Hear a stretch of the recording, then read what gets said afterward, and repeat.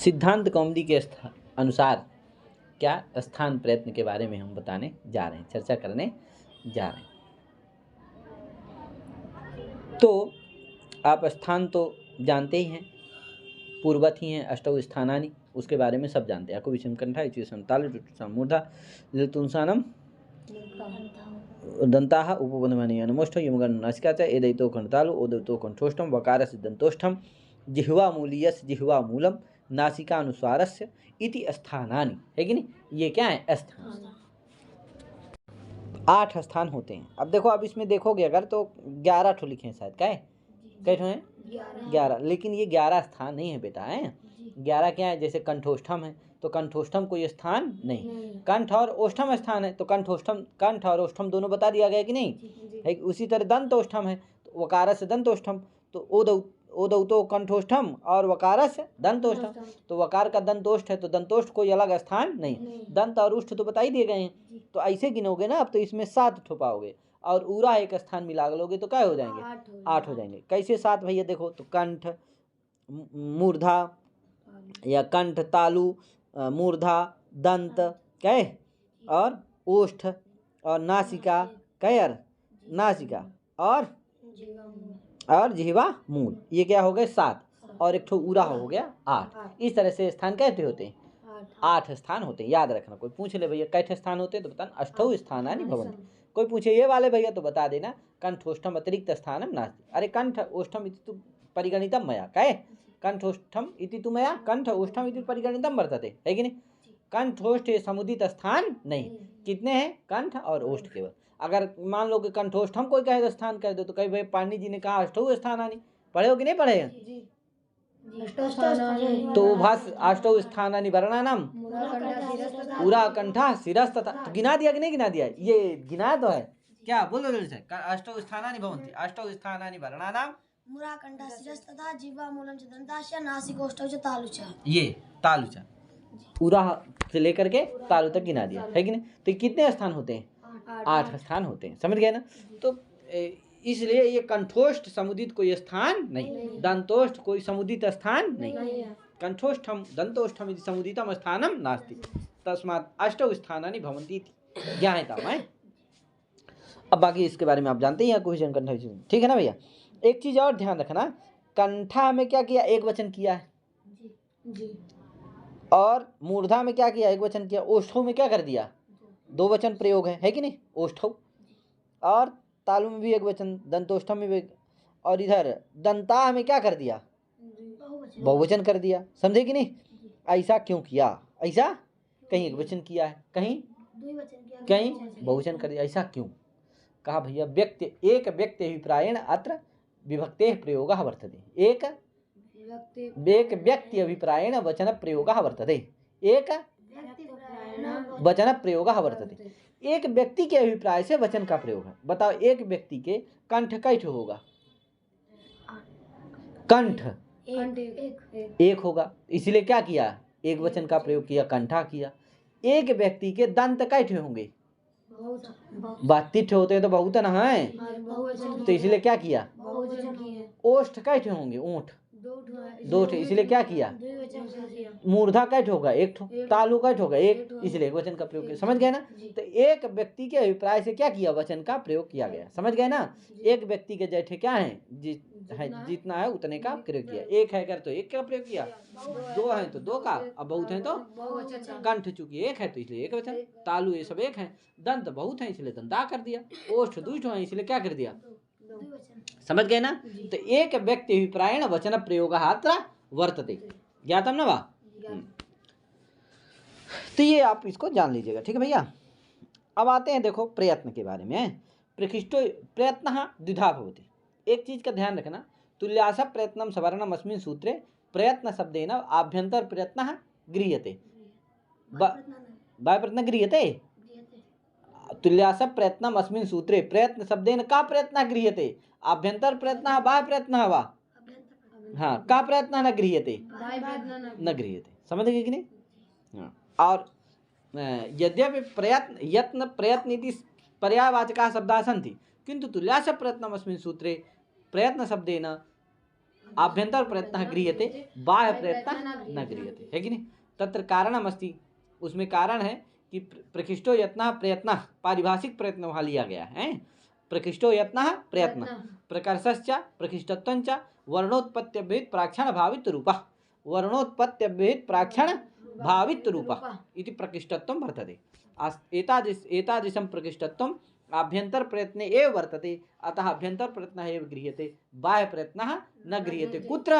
तुल्यासक प्रयत्नम् अस्मिन् सूत्रे, अस्मिन् अन्यत्र सर्वत्र प्रयत्न शब्देन उभयविधा प्रयत्नः गृह्यते, आभ्यंतर प्रयत्नः बाह्य प्रयत्नः, किन्तु तुल्यासक प्रयत्नम् अस्मिन् सूत्रे आभ्यंतर प्रयत्न गृह्यते बाह्य प्रयत्न न गृह्यते। ज्ञातं न वा? पुनः माने इसका मतलब हो गया कि तुल्यासक प्रयत्नम् इस सूत्र में प्रयत्न शब्द से आभ्यंतर प्रयत्न लिया जाता है, बाह्य प्रयत्न नहीं लिया जाता है। उसका कारण है कि वहाँ प्रयत्न शब्द पारिभाषिक है। वो परिभाषा क्या है? तो प्रकृष्टो यत्नः प्रयत्न, प्रकृष्टत्व हम बता चुके हैं, तो इस तरह से इसको समझ लीजिएगा। अन्यत्र सभी जगह प्रयत्न शब्द से आभ्यंतर और बाह्य दोनों लेना चाहिए, ठीक भैया। आगे चलते हैं। प्रयत्नो द्विधा, देखो इसीलिए लिख दिया प्रयत्नो द्विधा, प्रयत्न से दोनों को लिया कि नहीं लिया। प्रयत्न दो प्रकार का होता है, आभ्यंतर प्रयत्न है, बाह्य प्रयत्न है, आभ्यंतर प्रयत्न और बाह्य प्रयत्न। तो प्रयत्न द्विधा भवति, आभ्यंतर प्रयत्न बाह्य प्रयत्न है कि नहीं।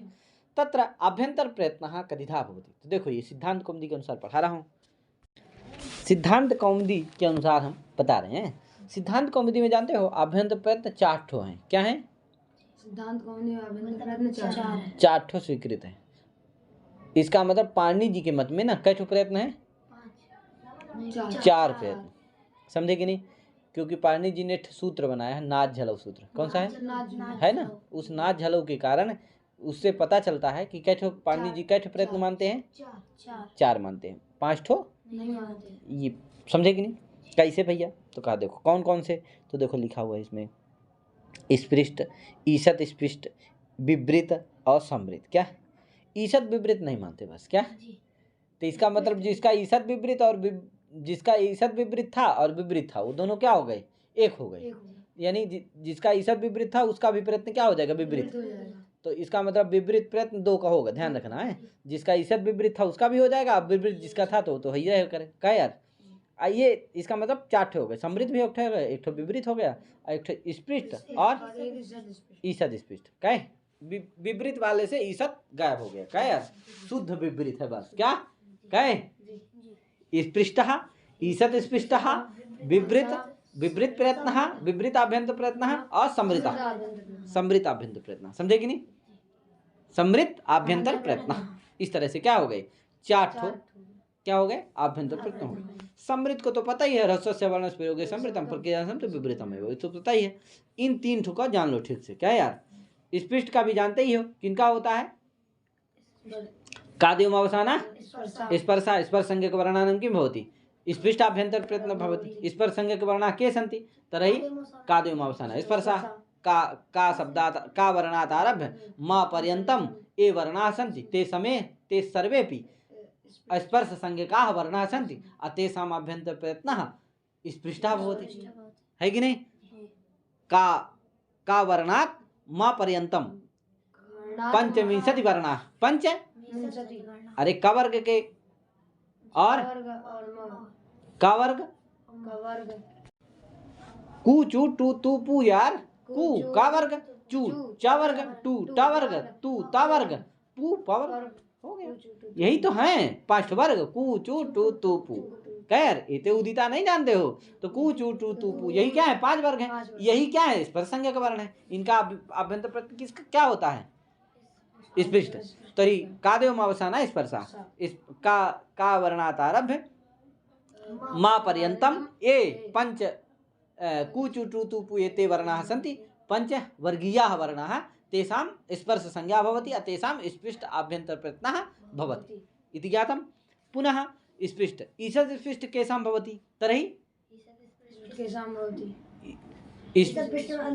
हाँ ईषद स्पृष्टम अंतस्थान, ईषद स्पृष्ट आभ्यंतर प्रयत्नः अंतस्थ संज्ञक वर्णानां भवति। अंतस्थ संज्ञक वर्णाः के सन्ति? तर्हि यणोन्तस्थाः, यण प्रत्याहारे ये वर्णाः गच्छन्ति, तेषां यावाराला इति यण प्रत्याहारे गच्छन्ति, एतेषाम् आभ्यंतर प्रयत्नः कः? ईषद स्पृष्ट आभ्यंतर प्रयत्न भवति पुनः विपरीत के संभवति। तर्हि ईषद विपरीत किसका होता था? ऊष्म संज्ञक वर्ण ऊष्म कौन थे? सा सा साहा। तर्हि ऊष्म संज्ञक वर्णानां सा सा साहा एतेषाम् और अचाम किम भवति? संज्ञक वर्ण हाँ, तो इसका मतलब विपरीत प्रयत्न दो का होगा। ईषद विपरीत का भी होगा, यानी सल का भी होगा और आज का भी होगा। तो विपरीतम स्वराणाम ऊष्मणांच, विपरीतम ऊष्मणांच, ये लिखा है इसमें। क्या यार? विपरीतम, हाँ, विपरीतम ऊष्मणाम स्वराणांच, ऐसा लिखा। क्या लिखा? विपरीतम ऊष्मणाम स्वराणांच। विपरीत आभ्यंतर प्रयत्न ऊष्म संज्ञक वर्णानां भवति और स्वर वर्णानाम् अपि भवति। है स्वर संज्ञक वर्णानाम् अपि भवति। स्वर के संज्ञा भवति अचा अचः स्वराः। तर्हि स्वर संज्ञा के भवति? अचाम भवति। तर्हि अचाम और सल संज्ञक वर्णानां सल प्रत्याहारे वर्णानि तेषां किं भवति? विपरीत आभ्यंतर प्रयत्न भवति। समझे कि नहीं? इसका मतलब है कि स्वर का यानी अचों का और जो सल है उनका एक ही प्रयत्न हो गया। कौन सा? विपरीत हो गया। अब एक चीज बताओ हमको, आभ्यंतर प्रयत्न जान गए आप। सवर्ण संज्ञा में यही दो चीज उपयोगी हैं, स्थान और आभ्यंतर प्रयत्न। तो बाह्य प्रयत्न की हम बाद में चर्चा करेंगे, पहले हम सवर्ण संज्ञा के बारे में थोड़ा सा कुछ जानते हैं, क्योंकि यही दो आवश्यक हैं, स्थान और आभ्यंतर प्रयत्न। दोनों हो गए ना, तो इसलिए हम थोड़ा सा सवर्ण संज्ञा के बारे में जानते हैं। अब बताओ सल संज्ञक वर्ण कौन है? सल में कौन कौन आते हैं? गिनाओ जल्दी जल्दी। हाँ, 3 ठो सा और हा। क्या यार? तीनों प्रकार का सा और एक हा। अब बताओ अच में तो जानते ही हो कई वर्ण आते हैं? 9 ठे आते हैं। कई आयुर इत्यादि। अब बताओ सल में ऐसे कौन वर्ण है जिनका अच के साथ अभ्यंतर प्रयत्न मिल रहा है? ऐसे कोई वर्ण है तो बताओ जल्दी से भैया। सल में किसके साथ हो रही? तो सल में कौन आया पहले? सा सा सा हा। तो हा से शुरू करो लास्ट से। तो हा कौन होगा? हा का और किसके साथ मिल रहा है? अकु विसर्जनीय नाम कंठा। तो इसका मतलब हा का और आ का स्थान क्या है? एक हो गया, कंठ हो गया। और आभ्यंतर प्रयत्न है, यह एक विपरीत ही दोनों का है। तो इसका मतलब हा की और आ की क्या हो गई? संज्ञा प्राप्त। आकार हकार की क्या हो गई? सवर्ण संज्ञा प्राप्त। आकार हकार यो, समझे कि नहीं? सवर्णे आकार हकार यो सवर्ण प्राप्त है ना। अब और भी है कुछ ऐसे, बताओ जैसे इचु या सानम तालु। तो ई का और तालब विशा का दोनों का एक स्थान हो गया। और क्या है? आभ्यंतर प्रयत्न विपरीत ही है दोनों का, समझे कि नहीं? तो इसका मतलब ई का और तालब भी शकार तालब विशा, इनका क्या हो गया?